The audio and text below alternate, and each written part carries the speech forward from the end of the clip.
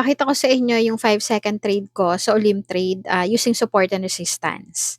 So dito merong support, then dito merong resistance, dito meron din, and meron din dito. So yan yung mga level ko sa 1 minute time frame. Nagbaya ako sa support in 5 seconds. Win.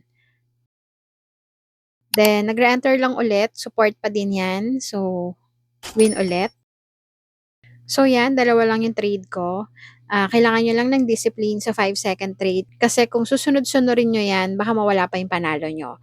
So, walang nananalo na maghapon sa pagtitrade. Sa mga bago pa lang sa binary options, meron akong step-by-step video guide paano mag-trade sa Olim Trade. And nag-share ako ng updates, trade ideas, and trading tools sa Telegram ko. So, libre lang lahat yon. Follow nyo lang ako, then i-message nyo ako. Ibibigay ko sa inyo yung link ng Telegram ko.